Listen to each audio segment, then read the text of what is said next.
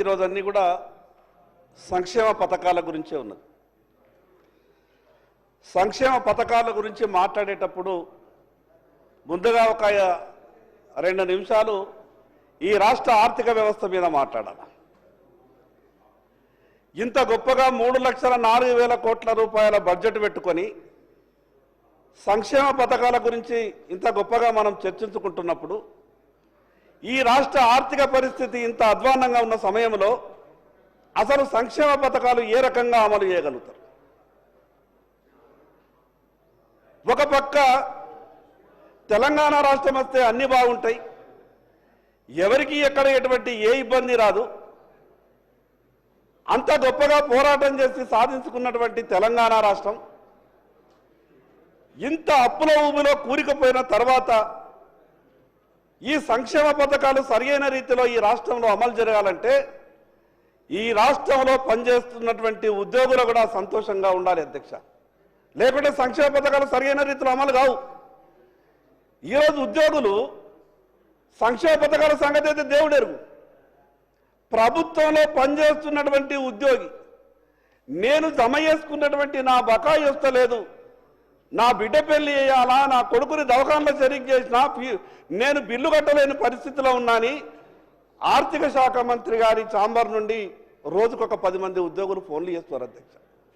నేను ఎందుకు ఈ విషయం ప్రభుత్వం దృష్టికి తీసుకొచ్చే ప్రయత్నం చేస్తున్నానంటే అసలు ముందు ఈ రాష్ట్ర ఆర్థిక పరిస్థితి బాగుపడాలా, దాని కొరకు ఏం చేస్తున్నది ప్రభుత్వం?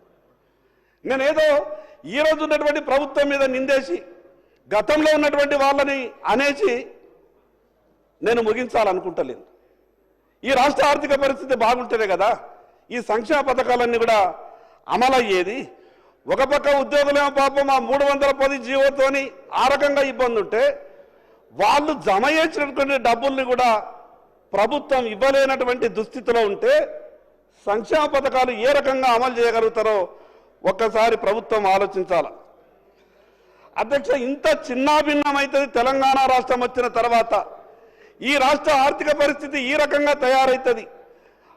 అసలు జీతాలు ఇవ్వలేనటువంటి స్థితిలో సంక్షేమ పథకాలు అమలు చేయలేనటువంటి పరిస్థితిలో ఉంటామని ముందే ఆనాడు తెలిసుంటే అంతమంది అమరులయ్యేవారు కారు అధ్యక్ష. ఎంతో గొప్ప కలలు కన్నాం. మన తెలంగాణ రాష్ట్రం మనకొస్తే సమర్థవంతమైనటువంటి పాలకులు మన దగ్గర ఉన్నారు. సర్ప్లస్ బడ్జెట్తో మనమంతా కూడా వేరుపడుతున్నాం.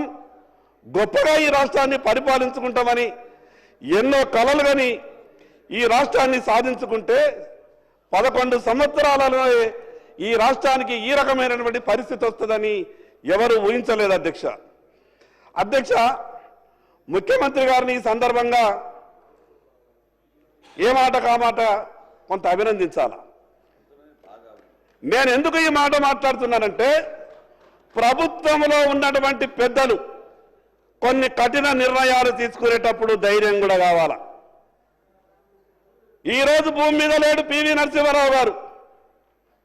ఆ రోజు భారతదేశం గురించి ఆలోచించి గొప్పగా నిర్ణయాలు తీసుకున్నారు కాబట్టి నేను భారతీయ జనతా పార్టీ శాసనసభ్యుని అయినంత మాత్రాన ప్రభుత్వం ఏదైనా కానీ నాయకులు ఎవరైనా కానీ ఏదైనా మంచి మాట మాట్లాడితే